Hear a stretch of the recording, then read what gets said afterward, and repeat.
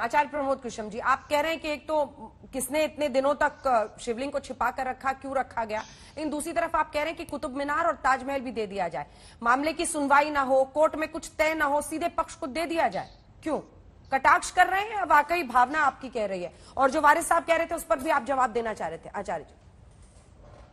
देखिए अंजना जी, ये एक सवाल है धार्मिक मान्यताओं का, धार्मिक आस्था का, अकीदे का। दूसरा सवाल है सियासत का। हाँ। जहां तक अकीदे का सवाल है, आस्था का सवाल है, ये हिंदुस्तान है, भारत है, यहाँ हर एक दूसरे के अकीदे का एहतराम होता है और हर एक धर्म की आस्था का सम्मान होता है।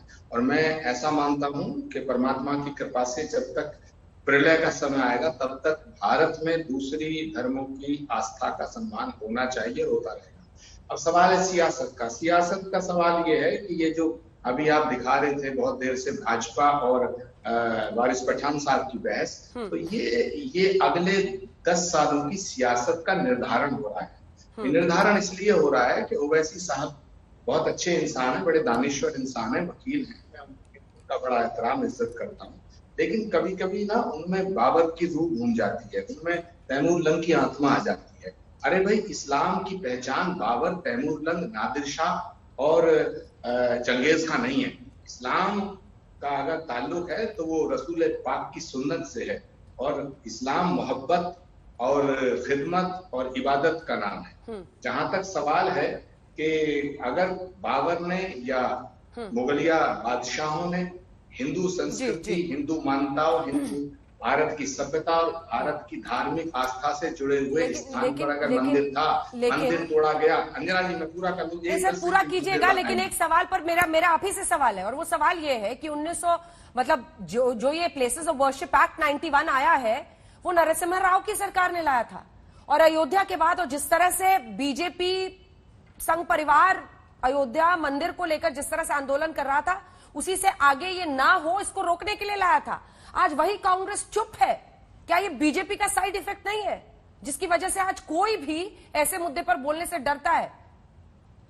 अंजना जी, आपके यहाँ राष्ट्रीय प्रवक्ता परम विद्वान सुधांशु जी बैठे हैं।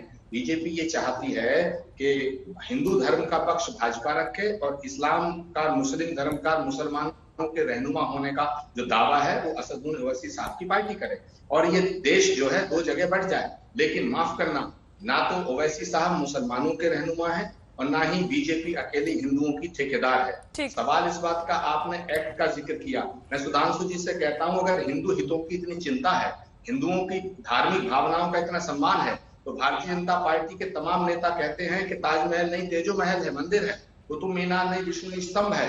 मैं हिंदू जनमानस की धार्मिक भावनाओं का सम्मान करने की अपील करता हूं सुधांशु त्रिवेदी जी से कि भारत सरकार ताजमहल को और कुतुब मीनार को हिंदुओं को सौंपे। और मैं बड़ी जिम्मेदारी से ये बात कह रहा हूँ, सुधांशु, बड़ी जिम्मेदारी से बात। विष्णु जी, इसके बाद फौरन आपके पास आऊंगी, मुझे पता है आप एयरपोर्ट के लिए निकल रहे हैं, मैं फौरन आ रही हूँ सर। सुधांशु जी बताएं कब सौंप रहे हैं ताजमहल को हिंदुओं? उन दोनों मामलों में भी विष्णु जी पिटिशनर है। सुधांशु जी दीजिए, हिंदू पक्ष को दे दीजिए कुतुब मीनार और ताजमहल। मैं कहना चाहता हूं, प्रमोद कृष्णम जी ने कहा, पहली बात, प्रमोद कृष्णम जी ने कहा बहुत जिम्मेदारी के साथ, तो मैं पूछना चाहता हूं ये कांग्रेस का आधिकारिक वक्तव्य है या प्रमोद कृष्णम जी का निजी वक्तव्य है? फिर मैं जवाब देता हूं।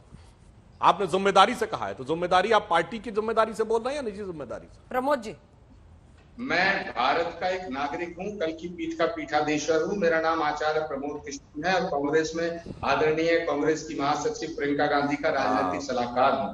और सुनिए, मैं मांग कर रहा हूं, मुझे मांग करने का हक है।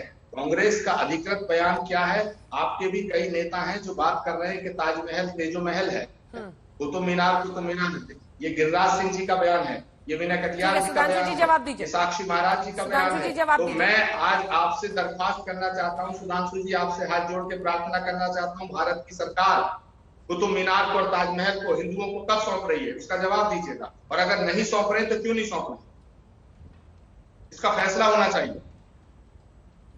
देखिए, बड़ी मजेदार बात है, आचार्य प्रमोद कृष्णम जी ने अपने बयान को निजी कह दिया, कल की पीठाधीश्वर के रूप में बोल रहे हैं, कांग्रेस नेता के रूप में नहीं।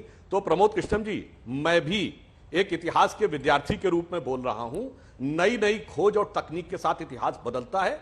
जब 1837 में जेम्स प्रिंसेप ने अशोक का साम्राज्य खोदा, तब से पहले मानता नहीं था कोई भारत एक राज्य है।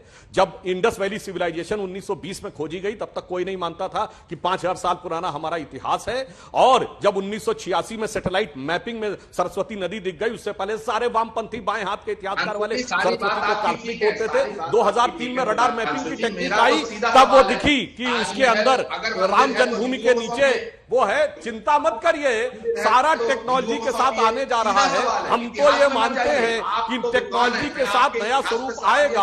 और मेरा ये मानना है, मेरा भी यह निजी मानना है। अरे भाई आप देखिए, आप डिस्टर्ब कर रहे हैं सर, आप डिस्टर्ब कर रहे हैं। एक लाइन में बोल दो। मैं ये कह रहा हूं, नई टेक्नोलॉजी के साथ सारी बात आएगी। मेरा बिल्कुल ये मानना है कि ताजमहल बनाने की टेक्नोलॉजी, ताजमहल बनाने की कैपेसिटी मुगलों में थी ही नहीं।